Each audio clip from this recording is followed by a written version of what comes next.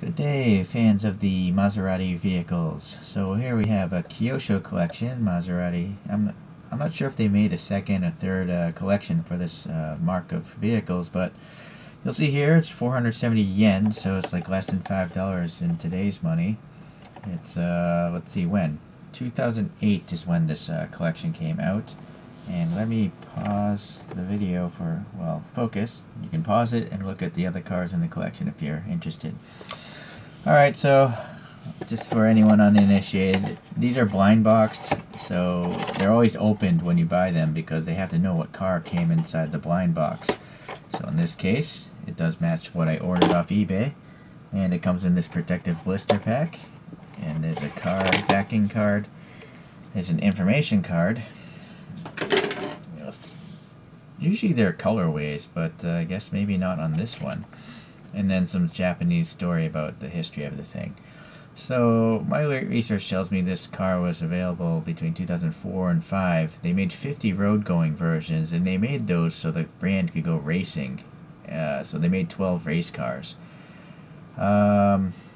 Its underpinnings are the Ferrari Enzo, although it looks nothing like the Enzo. It's been totally modified.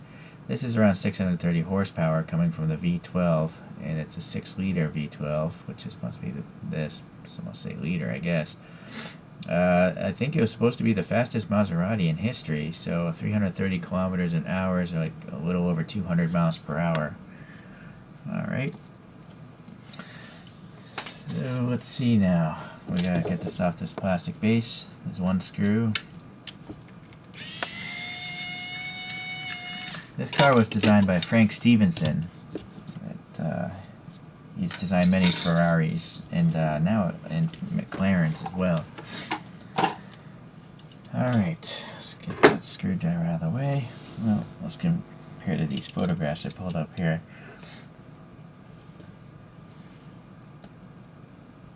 Ready? Not bad. Try this general proportion of the side here. Well, I gotta say that is very, very close. Yeah. Alright, not bad again. You know, we gotta remember this thing retailed for less than $5. So that's factoring that in, it's looking pretty fantastic. Alright, let's take a closer look at these details now. Let's start with the top view this time around. So it looks like these are separate plastic pieces here, so they could get these vertical strakes in. You know, I'm guessing there are radiators behind, you know, below that on the real vehicle. And then this paint color is like a pearl white, it seems. It's not regular white. There's some metallic speckling in there, and there we go. This could have been used. You know, like it could have actually been displayed in someone's collection because, you know, I'm seeing some gunk here. Hopefully I can polish that out. There is one raised and painted black wiper blade there. And then the side windows here, they have some black paint around the molding. There's a Maserati badge here. Let's see if it's very good. Well, the shape of it is great. Now you can really see that pearl paint. You can also see, I think, the roof is part of the windshield plastic, and then they just painted it with the same, you know, white as back here. But it doesn't look identical because there's some light getting into the cockpit, and then it's trying to get out, so it lightens the color a bit. You also notice that the casting lines are quite visible because white and yellow have a really hard time, you know, covering up the dark metal. So, like it or hate it, unless you put a massive amount of paint on, you gotta live with it. Alright, so there's some NACA ducts here. Well, I don't know if those are NACA ducts, but they're ducts. So that sound means that that's black plastic. And these louvers are nicely done. This giant wing here. A lot of orange peel on this paint job here. A couple of contaminants as well. But you'll notice here, look at this tiny blue line. I mean, it's not really straight, but it's very thin, so I'm quite impressed that Kyosho got that on there. I think other brands would probably just skip that detail. And look, it actually wraps down around, so that's... I don't even know how they would have done that. It has to be two different printing processes, but they managed to get it lined up pretty well. And then they actually got that little line way back in here in this recess. Look at this. I mean, this is pretty far in. So, however, whatever tampo printing machine they have, they're getting it into a recess. So that's pretty impressive.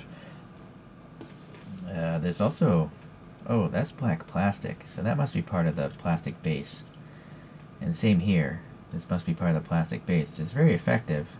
I think it's better than painting. You know, because usually painting you can have a little tiny, you know, you can see that there's blue overrunning, you know, it's streaking here. But with the separate material, it's a perfect break or perfect difference in color. These mirrors are separate pieces, but there's no indication of reflection. Alright, so the wheels, I mean, they look pretty close to the photos. The only thing missing, you know, is a little color here, but you're not going to get that on a model this inexpensive. So try to remember that. Nor would you get a brake system. So it's just air passing back there. Okay. Look at this. So now this line is actually coming down there. So that's very well done. The Maserati badge looks pretty good. That's just some like a silver paint, I imagine. And then there's a little black texture in there.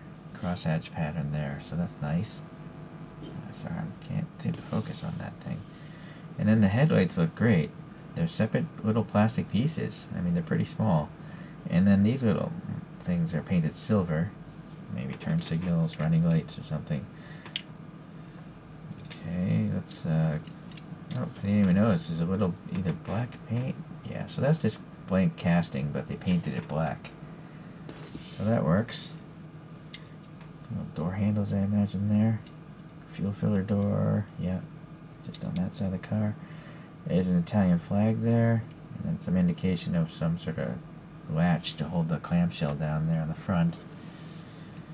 You notice also, I mean, look at the door panel cut. It's way inside here. It's quite thin. Alright, so they continue the door panel cut in this recess. It's very, very nice. Alright, so looks like all these lights are just painted. They're quite small. It's okay. Third brake light as well in this recessed slot. There are two little slots here as well. Interesting. Some more contaminants under the wing. And that sounds like plastic as well. So it's a black inserted piece of plastic. And then the exhaust, nice depth to the tips, and black in the middle. Maserati printing looks good there. Again, two more red, probably reflectors. Looks good. And then you got the diffuser there, so it looks alright. Going to the bottom. Yeah, that's probably what a race car looks like on the bottom.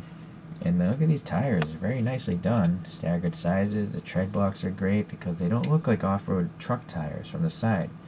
They just look like regular road tires. You can't see the blocks. So Kyosho is doing it right as far as tread patterns go. It's press fitted together though, so if you do have a problem or you want to modify it, you have to drill it out. Okay, some more contaminants. So I'm gonna guess this entire blue rear end is a separate piece of plastic. Yeah, see, there's a break here, so that's how they did that. But it works. I don't have a problem with it. I mean, the wing is relatively thin. It's not as thick as, say, a Hot Wheels. Wow, it's a great model. I mean, I'm gonna guess I can just polish that out with some Tamiya compound, this brown gunk here. So it's pretty much, it's great. It's not 100% perfect, but again, it didn't cost a great deal. So let's compare it to a couple of their models here. And,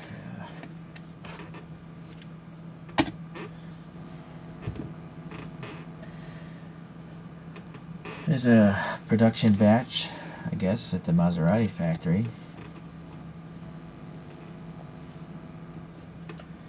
So I'm going to pull out an Enzo here, and this Enzo is made by a brand called Ace Model. So you can, well, I'll do an overhead shot after. The last model I'm going to bring out is the Maserati Mc12 Gt1, also made by Kyosho. So I guess later in time they made it more modifications for racing, or possibly maybe this is the road car, I'm gonna guess. Maybe these are 50 road cars for rich people to buy. And then maybe this blue one is the actual race car. Kind of like this photograph in the back, right? I'm just guessing, guys, so I don't know for sure. Okay. So you can naturally see it may be based on an Enzo, but it's really nothing like an Enzo. The length of the vehicle itself would allow it to reach a higher top speed because it's more like a Le Mans racing prototype. I believe in some articles they're saying that it was a successful race car, but it didn't quite fit the dimensions ruled guidelines set by the FIA, so it was disqualified from a lot of races as far as the ability to actually win the title. So I don't know. Okay, well, let's let this guy spin on its own.